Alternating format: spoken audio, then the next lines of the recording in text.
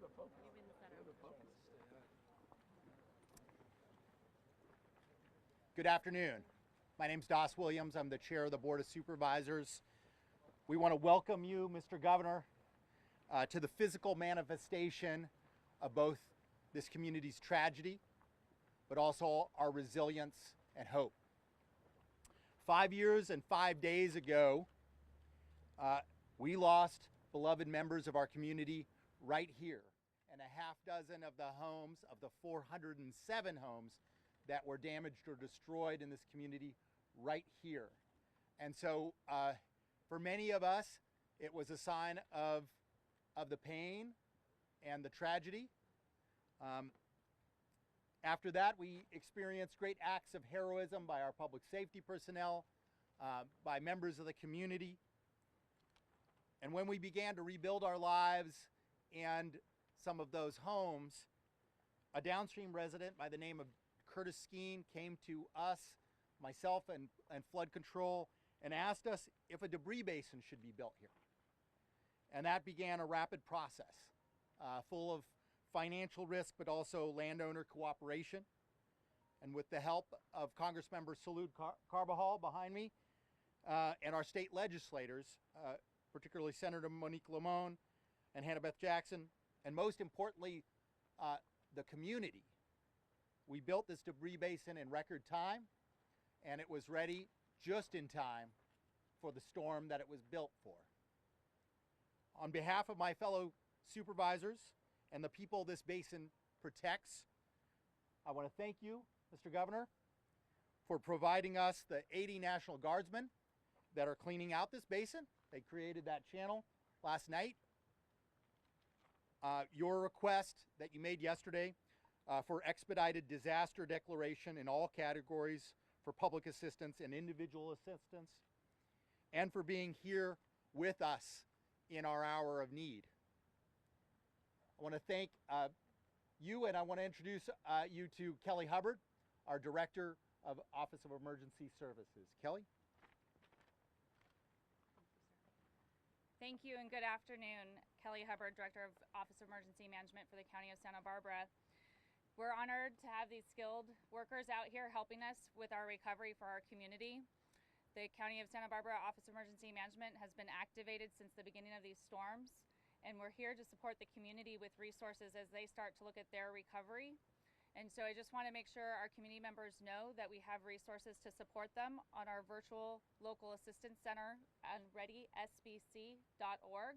We have resources there to help them find temporary housing, recovery, rebuilding information, safety information as we start looking at this next storm. We want to make sure they're aware that we might have some flooding across our creeks and rivers and our roadways. And so all of that information is at readysbc.org. We also want to remind our community members about our call center. So if they have questions about that recovery process or how to get support or resources, that phone number is 833-688-5551. They can also call 211 to make sure that we're getting that support out to the community. As we start to hear about additional resources with our local nonprofits and our federal and state partners, we'll be sure to update that information on our website and get it out to the community as soon as possible. I'd like to turn it over to Assemblymember Hart now. Well, geologists are fond of saying that every mountain wants to be a beach, and the physics and the geology of that process puts us in a really precarious place in between those forces. And we've intervened in that process with a lot of incredible infrastructure and people who are protecting us when these forces are swirling around us. And we're just incredibly grateful for all the first responders, the public works staff, and all of the National Guard people, the federal and state agencies that are working 24 hours, 7 days a week to protect our community by moving this material to the beach where it wants to go. And I just want to thank Governor Newsom for coming all the way down. His presence here demonstrates to our community in every part of our community, from Guadalupe and Orcutt, who've had some massive damage to the agricultural fields in North County, to here in South County, where we're here to see the impacts, that everybody's working together at every level of government, and we're going to do everything we can to protect lives and property and do what we need to keep our community intact, because we're resilient, we're 805 strong, and we will be able to get through this event and succeed in the future. So thank you all for being here. Next up is my partner and colleague in the California State Senate, Monique Limon. Thank you, Assembly Member. Buenas tardes. It's unfortunate that here we are again 5 years later in terms of what happened here in our community with the debris flow. I think what we are seeing across the state of California is these repeated patterns of extreme weather that are impacting all of us. While we may be here in Montecito at this moment, it is not lost on us that Guadalupe, Santa Maria, Orcutt, that our North County, that our other counties, the tri-county areas have all experienced damage because of these storms. I'm grateful that our cities, county, the state and the federal government are working together on your behalf today. We understand how difficult this is. As I saw the Lower East Side and people on canoes, it reminded me to when I lived on the Lower East Side and I saw people in the canoes in the 1990s. These things don't happen often, but when they do, they impact us. And they impact our lives in deep ways, whether it's the ability to go to school, to go to work, whether it's our own health. We understand that there is great impact across the county and across the region. There are 41 counties currently in this state who have all suffered significant damage. And we are grateful to the governor for being here, to all of the state agencies involved, to the National Guard, to every public work employee that is working overtime right now for ensuring that our community is safe, and for also asking for a major disasters declaration, which brings more resources to this community. Not just fiscal resources, but the human resources that are gonna help us move forward. Thank you all, and thanks again to our governor for coming here to our community to see firsthand what it's like to have this type of impact on the ground. Now, I would like to introduce our Congress member, Salud Carbajal. Thank you, Monique. I think we're standing in a facility that demonstrates what collaboration produces and leadership. And we lost 23 lives here in the debris flow a number of years ago. And this was realized as a result of that tragedy. But it was realized because of leadership and collaboration between the state, our local communities, local governments, and the federal government. And it just illustrates how we need to continue to do that throughout our state and throughout here, the tri-counties. I'm grateful that the governor is here. He's visiting throughout the state, but it demonstrates, again, his leadership in making sure that we continue that collaboration. I love that I'm from a state where you have a governor who demonstrates leadership every day, not for politics, but for the people of California. And his administration has done that with all counties and local governments throughout the state.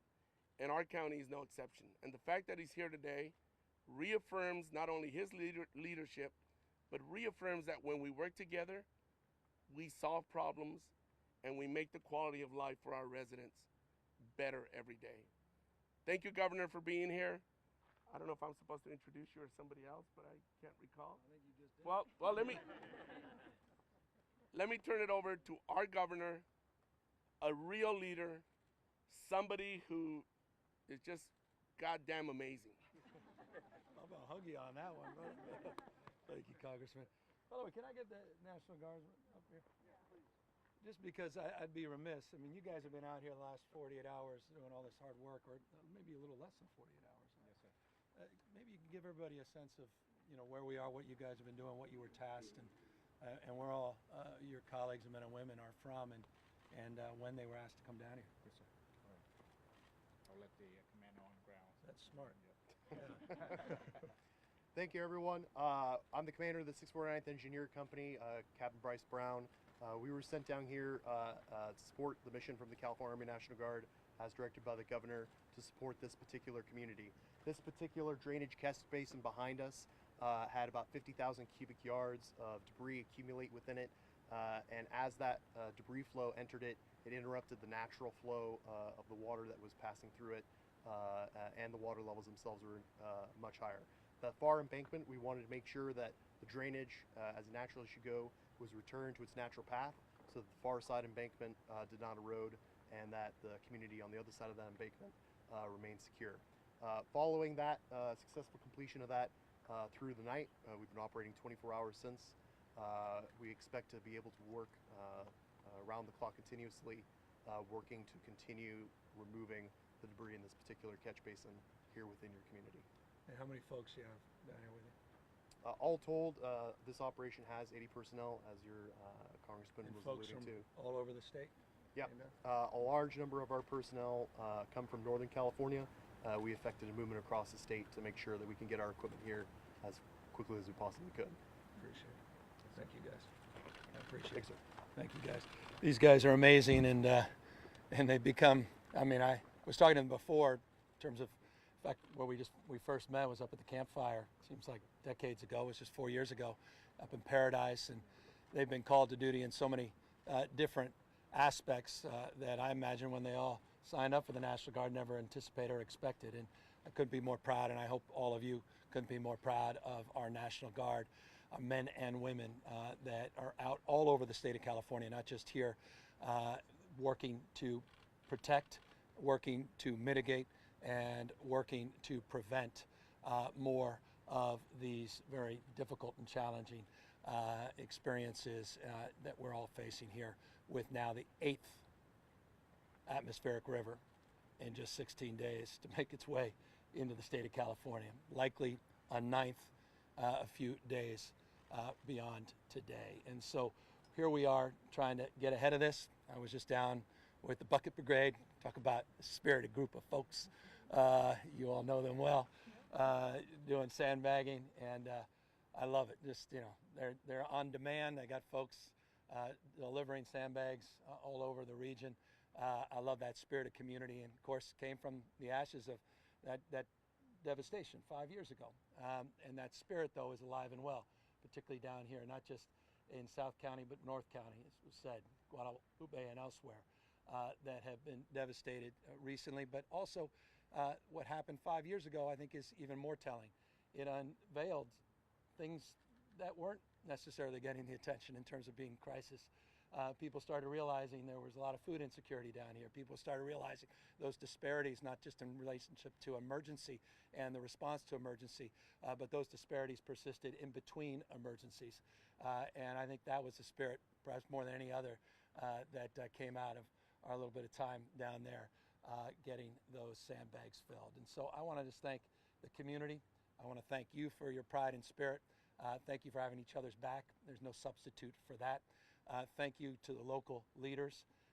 We talk about the state's vision on any issue is realized at the local level.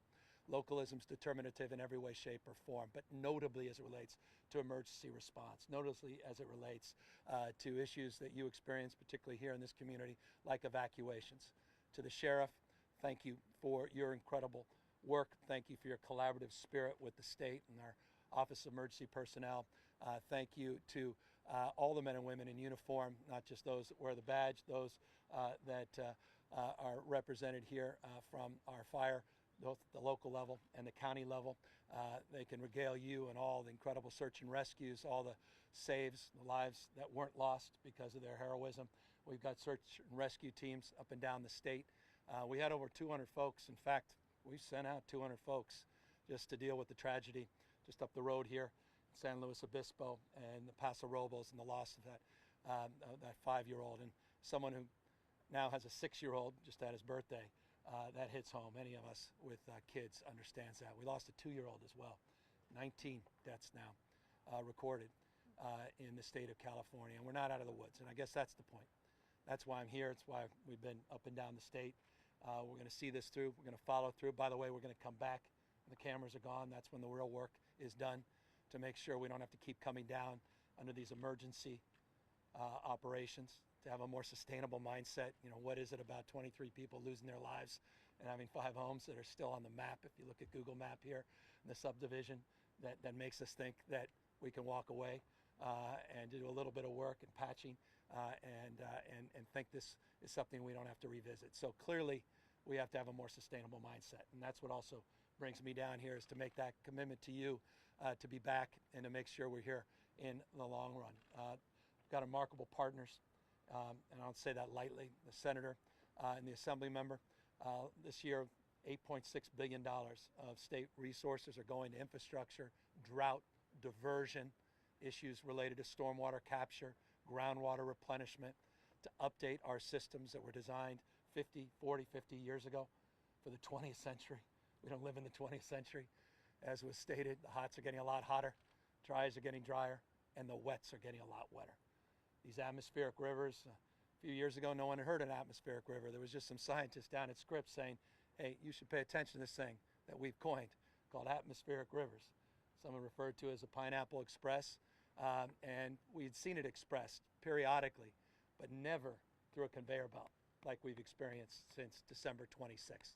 Never like this, except when you go back, and I go back to my notes when I was Lieutenant Governor, listened to that briefing with Governor Brown. This is exactly what they predicted. In every way, none of this is a surprise. So the question is, are we resilient enough? Do we have a mindset of resilience? Are we resourceful enough to be more creative so that we can thrive, not just survive, through this new reality? I should also say it's new in some ways and it's not new. The beauty of this place, demonstrably, is because of the violence, the weather, and Mother Nature going back millennia. It is that ferocity that's created so much of what we come to love about the state of California. So, look, we're resourceful, we're rugged, we have grit, this community in particular, and we're here, again, mindful, though, that we need to quickly pivot in terms of our approach for hydrology, quickly pivot in terms of how we store water, how we replenish water, how we built our diversion systems, and how we protect the people that we serve in the state of California. I want to just add a few final points. We're expecting about 1 to 3 inches of rain, mild to heavy, throughout the state. What makes this storm series so unique is it's not isolated by any stretch of the imagination. Remember, California's size of 21 state populations combined. 21 state populations combined. We're dealing with scale that we've never dealt with. I'll be in the Central Valley again tomorrow. We were in the Central Coast yesterday, in northern part of the state, the last few days. And that's why we have requested the major disaster declaration from the Biden administration. The president could not be more responsive, reaching out proactively.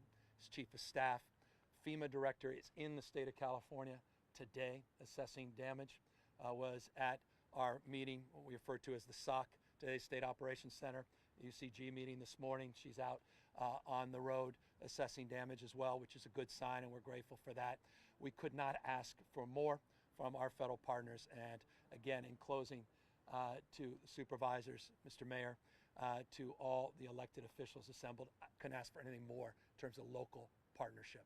And that is where I'll end, with gratitude, respect for Mother Nature, all of you, and what you've been through and the stacking of stress that you're feeling, and ask you in closing just to use common sense. Be vigilant. If you have an intuitive feeling that something just ain't right about driving left versus right, don't do it. Just work through this weekend. There's a diversion up for a reason. Caltrans there with a sign for a reason. Law enforcement is saying what they're saying for a reason. And I hope, folks, I know how fatigued you all are. Hope you are, just maintain a little more vigilance over the course of the next weekend, and we'll get through this, and then we'll get back to the real work that needs to be done to make sure we can get through the next century and continue to enjoy the greatest state God has ever conceived, great state of California. With that, we're happy to answer any questions. Governor, can you speak to the volunteerism you've seen up front from the Bucket Brigade and some of the citizens that have stepped forward to help their neighbors in communities throughout the state? It's really become a keynote in this community, is by people getting even in front of the government to start helping their neighbors as your resources come in. How does that work hand in hand? Are you kidding? I almost got chills right now. I saw all these little girls, my daughter's age, that were out there just getting off school, and they were so excited, all dressed up, and they're jumping in the sand, getting those sandbags with mom and dad, and trying to impress us with their, those things are heavy. Lifting 2 bags, not one, getting them in the car. Come on, that's what community's about. That's you can't legislate that. What, with respect, Congressman, and with respect to the Assembly and Senate, and all of us, we can't legislate that. That just manifests because people give a damn and they haven't given up. And to see the next generation of volunteers, see these young kids, that's the inspiration, and that gives you the confidence that you not only get through these situations where you just feel like I can't handle it anymore. We were here 5 years ago. I can't do this. The fires, Thomas Fire, the burn scars, these evacuations. I mean, it's just like I can't handle it. And then you see these young folks, and they haven't gotten that memo yet. And they just have a spirit and a sense of pride living in one of the most beautiful parts of the world. And so that's how I reflect on your question. Governor, have you talked to President Biden about coming out here to see firsthand what's happening in the state? This is when the politician says the following, cautiously. I'll wait for the White House to make any announcements. How do you feel about the direction you want to take the state as far as engineering and safety for roads? Yeah. Look, we're going down Highway 1, and you're thinking, this is just, how many times we've been out there, and you see those mud flows and flood. Look, the State Water Project, the Central Valley Water Project, made a lot of sense in 50s and 60s and 70s. If you were going to design a water delivery system, stormwater capture, you design it very differently. You look at green infrastructure, you look at aquifers, you look at groundwater replenishment. You look at a much more sustainable mindset as it relates to how you divert, and that's what we have to do. And I want you to know it's what we're doing. And let me be more specific so you don't think that it's just pablum, because that's something you'd say, right? Defensively, he says, we of course understand that. No. The Assembly member knows this. The Senator knows this all too well. $1.3 billion specifically has gone out since 2019 for flood protection. 88 major projects have been completed since 2016. We put another couple $100 million in the budget I just announced a couple days ago. And we've drawn down $2.4 billion from the federal government in the last 5 years for flood protection. This has been top of mind. We always talk about wildfires and floods. It's the and that everyone tunes out of, but it's always top of mind, particularly with these burn scars. And it's, again, experience we're having all over the state of California. But one of the biggest stories is the following. We have a $16 billion project with the Delta tunnels that I know are controversial. But we just finished the draft environmental review. The amount of water, excess water that's gone out to the ocean that we could currently be capturing if we had that new project is extraordinary. And I don't even want to give you the number because it means no, it's like the 20, someone came out today from UC Davis said, in the last 16 days, 22.4 trillion gallons of water. And I'm like, well, what is that? And then he goes, 30 million swimming pool. I'm like, okay, and keep going. I got it till I understand it. It's just an extraordinary number, and that's basically what I'm suggesting here is the extraordinary amount that could be captured, again, if we're more resourceful in our mindset. The good news is that project's moving. We're now in the comment phase after the draft EIR came out, and $8.6 billion of state money, not a bond. We're not asking for of state money from the surplus last 2 years has now been appropriated for water projects up and down the state. That's unprecedented. So we're moving in this direction, mindful of the urgency to do the following, and that is to drive time to delivery on these projects. I wish I had the National Guard for every damn one of them. They got this done in hours. Not 10 months of conversations and paralysis by analysis. They got in, fixed it, we move on. And with process and community inclusion, that's the approach that we need to take on water infrastructure in the state. Governor, you were speaking to the independence and unpredictability of Mother Nature, obviously. How does the state plan to continue respecting the natural landscape while also working to stop mudslides from threatening Montecito in another 5 years? Well, we have $48 billion climate package. There's no jurisdiction, subnational jurisdiction on planet Earth that's investing more in low-carbon green growth strategies. No state in America, Senator Lamone's leading that charge to change the way we produce and consume energy, to address the underlying reasons why we had the 6th or 5th hottest year in recorded history on this planet. And I'm proud of that. California has no peers in that space. A huge part of it is around natural and working lands. We were the first one to do 30 by 30, which is protecting and preserving 30% of our lands, natural working lands, purchasing and acquiring those lands, stacking private philanthropy in that space. But the green infrastructure I'm speaking about is what Mother Nature did before we got here, which was floodplains, parks, and how we can capture stormwater, rainwater, using more traditional means. And so that's a big part of our broader strategy. And for what reason? Mother Nature, she's just chemistry, biology, and physics. She bats last, someone told me the other day, and she bats 1,000. And so don't mess with the most powerful force on earth, Mother Nature. Governor, I just want to say from Montecito, for my editors in Montecito Journal, they just want to know if you could maybe off the cuff speak about SB 9 and 10, where we were encouraged to build additional housing units in the area, but now that we've had these impacts, does that change how we want to address that? No, I'm very mindful of how controversial SB 9 and 10 is, and how many years we were debating the merits or demerits. And without getting too off on a tangent, I think the original sin in California, if you look at the issues beyond just the issue that brings us here today as it relates to climate change and Mother Nature's fury, is affordability. And affordability manifests in many different ways, including this acute homeless crisis that we continue to experience. And what we're trying to do on SB 9 and 10 and a series of other housing bills is address the affordability crisis and build housing at all income levels so we can live together and advance together. And I think it's incredibly important for the state to not take the accelerator off in terms of some of the new progress we have in terms of trying to clear the hurdles so we can start producing more housing and accommodate more people and reduce the stress that I think is the one thing we all have in common, and that's the cost of living in California. Governor, you mentioned the 5-year-old boy who was swept away near Paso Robles. Any update on that search, and have you spoken with the family? I haven't. I drove by today, and I was going to go by. I'm trying to be sensitive. And it's funny, I woke up this morning, I said I want to do it. I said I won't be comforting at all. I'd start to break down. I was breaking down when I was thinking about it. I was telling my wife, my little boy, Dutch, again, same age. And so it's just breaks your heart. And then you just think about that last moment, a mother and a young child just swept away, and how powerless you feel. And I feel powerless. You know, we brought the CHP, they're still down there. We brought those search and rescue, and I said 200, I was being literal. We have 200 folks down there. They didn't even ask for a lot of resources. We sent them down. So I hope we're not in anyone's way, just to get closure and pray for the miracle of all miracles.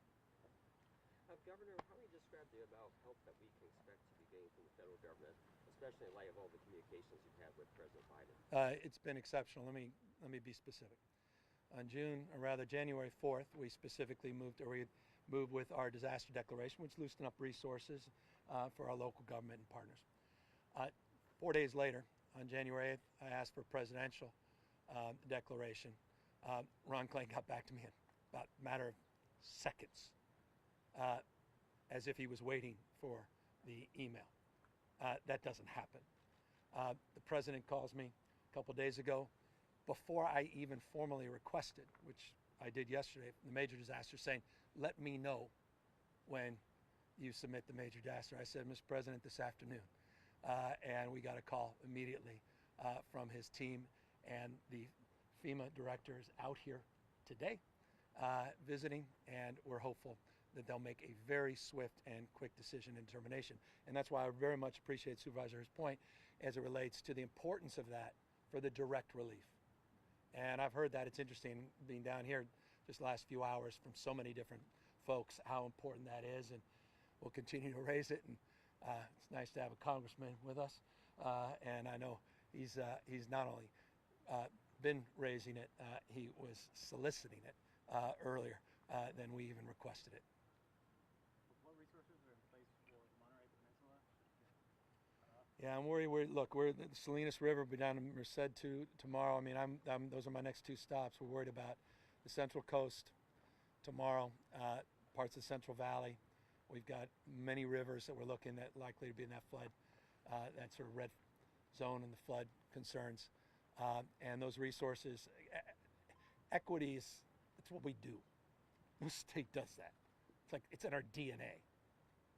And so when we look at these disasters, I may be here in Montecito. There's a reason I'm wearing this hat, because I was in Capitola yesterday, and there's a reason I wear many hats. It's out of my appreciation, we're many parts but one body. And when one part suffers, Monterey or Guadalupe, we all suffer. And that's why we're all in this together, and that's the way we approach these emergency responses, and more importantly, the recovery.